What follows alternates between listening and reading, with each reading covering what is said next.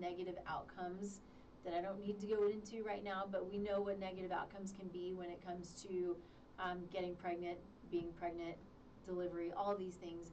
Most of these negative outcomes were mitigated, and I say mitigated, they just didn't happen. And so this is the goal of preconception care and planning. This is the goal of soulful conception. It literally is to work on and work through mindset. It's to work on the physical health. We find that so many women, men too, so many women have autoimmune conditions that are impacting their ability to get pregnant. Some of them are undiagnosed, and it impacts their ability to get pregnant. And so if we have the time to take a step back, to allow the body to repair, to replete nutrients, to get rid of pathogens, to reduce antibody activity in these autoimmune conditions, the body is better able to work and focus on other things. So pregnancy is like the last most important thing, right? So we may think we want to get pregnant, but we have the men and women today who are struggling to get pregnant it's skyrocketing. There are lots and lots of factors that are involved in that, but you know, we can take a step back and prepare and work on symptoms, whether the symptoms are autoimmune or not. If it's gut health, if it's as simple as heartburn, if it's brain fog, if it's depression, anxiety, all of these things that are based around inflammation. But we still want to ask the question, why? Why are you inflamed? What's going on that's creating inflammation? What are the processes that are not functioning properly, that's not allowing the body then to function? So a symptom is depression, and a symptom is anxiety, a symptom is brain fog, a symptom is pain, a symptom is heartburn, a symptom is a full-on disease, because a disease is a cascade of symptoms, right? It's a whole bunch of symptoms together. And so we want to work on putting out that fire. When we put out that fire, we allow our body to balance, we're better able to get pregnant, and we're better able to have a full, healthy pregnancy, delivery that will, again, I can't say this enough, because to me it's the most fascinating and amazing concept that what I do today, what any of us as parents do today, I'm not a parent, but what any of us as parents do today literally will affect the many generations. We can control, we can create a healthy future. We can dig ourselves out of this place where we have depleted immune systems, and we're so many people on antidepressants and anti-anxiety meds and heartburn meds. I'm going to go into this because I think it's really important, and there's such a lack of understanding of what these are supposedly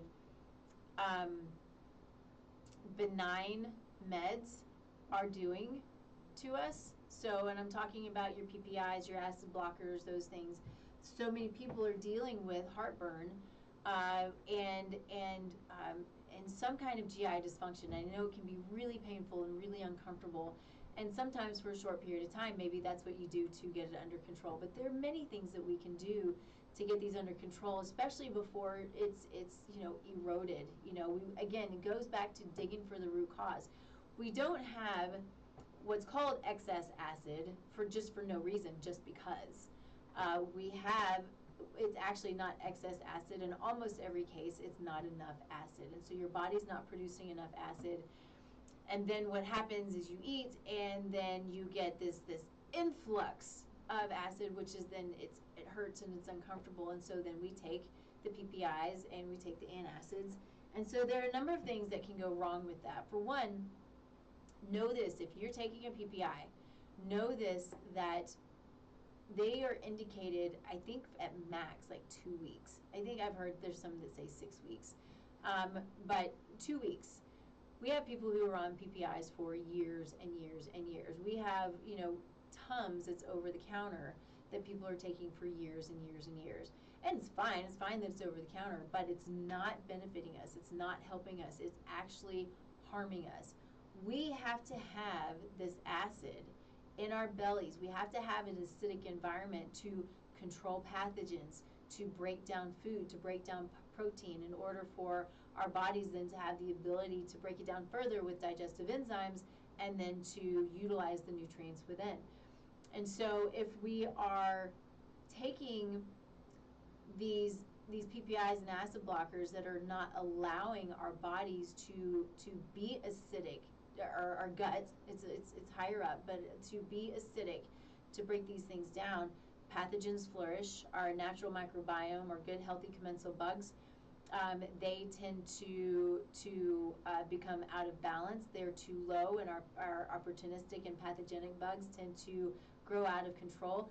There are things like H. pylori, who many say, and I believe to be true, that it is a natural, normal bug in our guts that is, it's supposed to be there. For some people it's there, it can be beneficial in, I don't even want to say moderation, I hate that term moderation, but in small amounts, right? Same with yeast, candida. You know, women get yeast infections, that's candida. It can become a systemic inflammatory issue. You know, it can go to our nasal passages, it can do all kinds of stuff. But it is a normal, natural type of yeast, type of bug, to our microbiome. But what can happen then, if our good, healthy commensal bugs are too low, these other microbes have the ability to flourish, and they create symptoms. And even there are some commensal bugs that if they're too high, then they can be a problem as well. So that goes back to, and I'll get back to the PPIs, but it goes back to, how do we supplement, if we want to supplement, how do we supplement with probiotics? We don't always know. Now testing gives us really good insight, because we can look and see what bugs are there, what bugs are pathogenic and opportunistic that are out of balance, and what bugs need to be built up based on that person to help to bring balance to the microbiome. Testing is amazing for this stuff. And so it is an amazing guidance. It helps me. Testing is amazing in all cases. This is how I've built my practice, and it's how I practice always, because I test and I don't guess. So knowing, though, getting back to taking the acid blockers, getting back to the PPIs, not having that acid can allow for an influx of unhealthy bacteria, unhealthy bugs, unhealthy pathogens, worms, parasites to flourish, creating problems. I see parasites in people all the time. Labs are not great at picking up worms, but we can have worms, and they can create lots of problems. And so taking that, taking a step back and not just popping the PPI. Oh, sorry. I'll finish my statement, but not just popping the PPI because you have some heartburn, but taking a step back and understanding why you're having issues with heartburn, or any kind of GI dysfunction in the first place, is really what's key.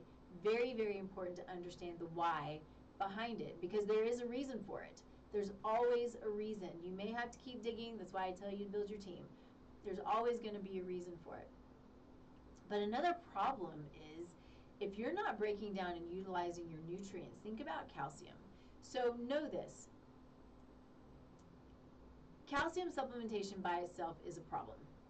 So I don't know, I say this a lot, and it's one of the, there are a lot of things that I just feel the need to say over and over again, because we're told by so many people, whether it's Dr. Google or our primary care practitioner or whoever it might be, just to go take a bunch of calcium, and that's going to fix our whatever our problem is. If we're osteopenic, if we have osteoporosis, take your calcium.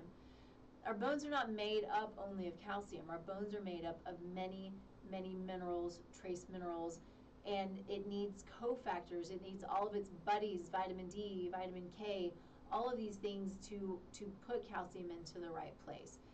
So I say this for a couple of reasons. PPIs are going to not allow for the absorption of your nutrients, which includes your minerals, your trace minerals, your calcium. And this, I think that a lot of what we see, a lot of why we're dealing with, in part, there are many factors to this, but why we see osteopenia and osteoporosis is because the crazy over-the-top use of PPIs and antacids. But then we have something like Tums, which has calcium added to it. And we're popping those, and we've got all of this calcium that we're taking, but we're also suppressing our acid. And so we have excess calcium, and so what does it do? It doesn't know where to go, so it goes and it sits in brain tissue, it sits in breast tissue, it sits in cardiovascular tissue, it sits in kidney tissue. And so this, calcium is used as, by the body, for scabbing, right? So when we have occlusions in our veins and our arteries, when we have occlusions, then, a lot of it is due to calcium. The inflammatory process is the underlying cause, and then we have too much calcium at the same time. So, and the inflammatory process is key to understand. We have to keep the inflammation low in order to mitigate all symptoms. Inflammation is key to keep low. So we have to find out why there's an inflammatory process going on. We got to dig. We got to keep digging, and we got to keep doing the little things, right? It's all about doing the little things for you and for your body. So if it's, eating some more vegetables, pretty simple stuff. I get a little bit frustrated when we hear we're supposed to eat, 49 servings of fruits and vegetables. Yes, we're supposed to eat mostly plants. I fully believe that. I also fully believe that we are meat eaters.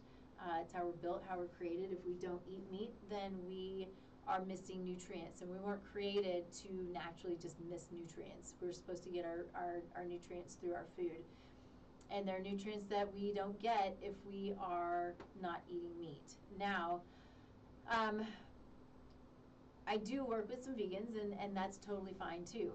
Then we just supplement. But it's still, I'm always going to be as honest and as evidence-based as I possibly can when it comes to the truth about what creates health.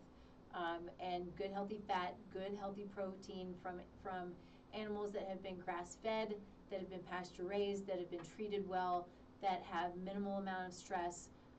All of these things are really important to us, because when we eat these good, healthy, clean animals, then we're eating good, healthy, clean. Our bodies have the ability. We're taking in good, healthy, clean food, so our bodies are good and healthy and clean. If we're eating animals that are high in stress, cortisol, they're high in omega-6s, which are inflammatory fatty acids, low in anti-inflammatory fatty acids, then that's going to translate to us. We will literally be high in the omega-6 inflammatory fatty acids, and low in the omega-3 anti-inflammatory fatty acids, and low in conjugated linoleic acid, which helps with lean muscle mass. And if an animal is obese and inflamed, which is what conventional cattle are, then we're going to be oftentimes obese and inflamed. And so I want to say real quick, if anybody, if you're on, if you have questions, then feel free to post them, and I'm sitting here watching and happy to answer any questions that you have. Otherwise, I'm just going to keep talking.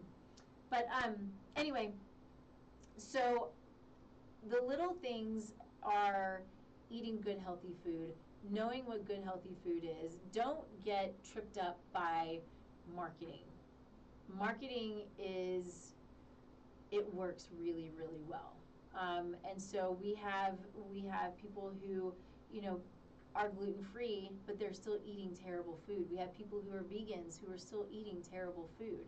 We have those who are, there's so many diets, and I'm not a big fan of the word diet. I'm a big fan of lifestyle. I do believe in therapeutic diets. I think there are diets that are necessary for a period of time, depending on the situation. And so that's why when it comes to to working with people, it is all about the individual. It's about the individual, their needs, the little steps that they can take every day to bring them out of wherever it is that they are that's creating their issues and their problems. Again, goes back to, it's the little things that add up to the big things. It's going outside and taking a walk. It's going outside, not today, it's -13 outside. Or if you do, bundle up. But it's when it's summertime, or wherever it is that you are, if you're able to go out and walk in your grass, walk in the grass, get the energy from the earth. This is so important. Take the time to be still. So many of us don't take the time to be still. And when I'm talking to my clients, it's a practice. Being still is a practice. And literally everybody says, I can't, I don't know how, my mind moves too fast. I was one of those people. It's a practice. Your mind is supposed to move. Your mind is never going to be totally free and clear. It's always going to have something going on, but you focus. And so taking that time to step back, and so I tell my clients 5 minutes in the morning and 5 minutes in the evening, just to be still. If you want to do a guided meditation, 5 minutes in the morning, 5 minutes in the evening, and then you'll build from there. I've literally built up, I mean, there are people who will meditate for hours and hours, which I think is amazing. I am not comfortable with that at this point, but I'll, sometimes do 30 or 40 minutes. Sometimes I'll do 5 minutes. But I am making a very concerted effort to do it every single day, even on the weekends. Sometimes it's the weekend, I don't have to do what I typically do. So it's the weekend, I can eat whatever I want. It's the weekend, I don't have to meditate. It's the weekend, I can sleep in, which, yes, I sleep in a lot of times on the weekends. But sometimes when we have sleep issues, we need to keep a consistent sleep cycle, which is weekends as well, so we can get our normal sleep, so we can have that normal circadian rhythm. And I also have been guilty of this, and many of us are. It's the weekend, I can drink as much as I want, or it's the holiday, I can drink as much as I want, I can eat as much as I want. Why do we want to be miserable? That's what I want to know, because I've been there. I can say it. I just go and I'll eat and I'll eat and I'll eat, and then I'm just like, oh, I feel terrible. I'm sluggish, I'm lethargic, or I drink too much and I feel terrible the next day. I'm not so much there anymore, thank goodness. It's not a fun place to be, and you finally, get to the place you're like, I don't want to do this anymore. But I have been there, and it's just about enjoying the weekends, enjoying the holidays, taking the time to appreciate, enjoy the life that you have. And nobody's perfect, right? You're going to make the decisions that maybe you shouldn't make because you want to. I have some friends who brought us these chocolate, what are they, I don't know what they are. They're delicious. They're certainly not great for my body. And I've had a couple of them. And I'll have a bite, and then I'll leave, and the next day I'll have another bite because they're big. I mean, they're big. But it really is about just taking that step back and saying, you know what, I just want to live as big and as healthfully for as long as I have here. We don't know how long we have here. We know while we're here, at least I know while I'm here, I want it to be as impactful and as big and as fun and as creative as I can possibly make it. I want to do big things, and I want other people to do big things. And so in order to do that, I've got to be at the top. I've got to be at the top of my game. And I think that all of us do. And sometimes, though, we just need a little bit of help, a little bit of guidance to figure out what that looks like. Sometimes we need help digging out of a hole. And I say that because I experience it with clients who it's so often you find there's a spiral, right? It started with one thing, and then it spirals and it spirals and it spirals and it spirals and it spirals, and you don't know where to start, and you don't know how to dig yourself out of it. That happens, but that's why I say just find your team. Find your people who you trust, who can help you figure out what it is, what the root cause is, even if it's mental and emotional, if it's physical, if there's a root cause to your financial frustrations, if there's a root cause to your relational frustrations. It really is about digging into the data, digging into yourself, and asking for help. So often it's just as simple as asking for help. Find people who you trust. Surround yourself with people who are there to help, to guide you, to build you up, who are smarter than you. Man, I'm surrounded by so many smart people. Really, that's kind of my thing too, is find people and surround yourself with people who are a lot smarter than you are. I do that. I get a lot of smart people around me, and I love it.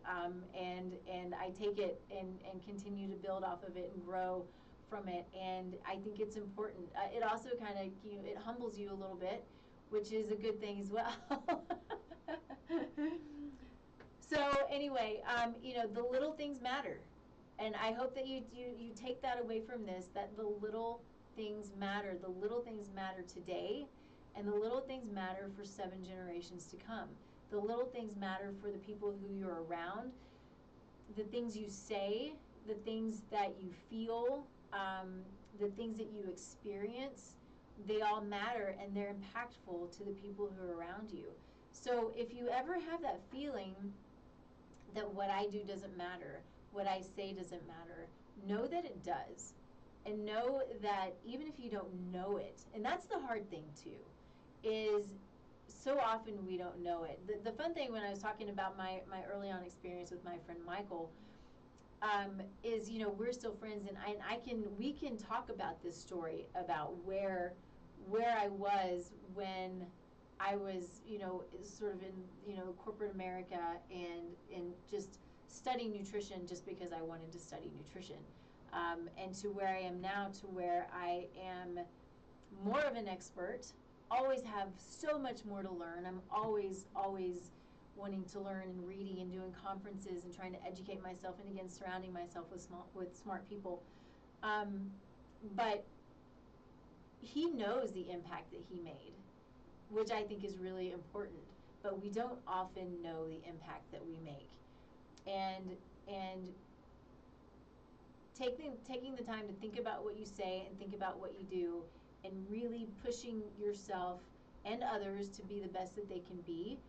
And when they don't feel well, pushing them and guiding them to find the people who can help them feel well. We're in a place, I believe, that it's not that we only have up, because we can continue to go pretty far down with the way things are going. We could have a tough few years ahead of us, and I am fully aware of that. But having a mindset and an outlook that is, positive and of service, I think is what is needed right now, in my mind. And I'm not here, trying to preach. It's just what I think is what I'm trying to do, and when I talk to others, when I'm, networking with my my friends, my lady friends, and my, mixed sex friends, and all of those things, it's really, what can we do? How can we uplift? How can we be of service? And how can we make the most impact possible to change the trajectory of health in all of the ways that we are healthy or lacking thereof. So anyway, I am grateful for all of you, grateful for those of you who joined. I appreciate so much the ability to have a platform like this to talk about the things that I think are important, to have a conversation. We're going to do more of these where we're going to have people, we're going to allow for questions to be asked, so I can answer as many questions as I can. Again, my goal is always to be of service to all of you. You can find me in all of the places at tastelifenutrition.com. On my website, you can fill out a form. It's an assessment of your current health, gives me a little guidance, that helps me see a little bit about what's going on, how your body's functioning. I'll reach out to you personally and we'll chat about it, and we'll see what it is that we can do to help you move into the direction where you're feeling as good as you want to feel and you're reaching all of your health goals. Then, of course, Soulful Conception. It is on its way early next year. If you are looking to get pregnant, if it's next year, if it is 5 years down the road, I hope that you will reach out to me, ask me any questions, because this is my goal is for this to be a game changer for all of those who are looking to build their families, create their families, now, tomorrow, later, all of those.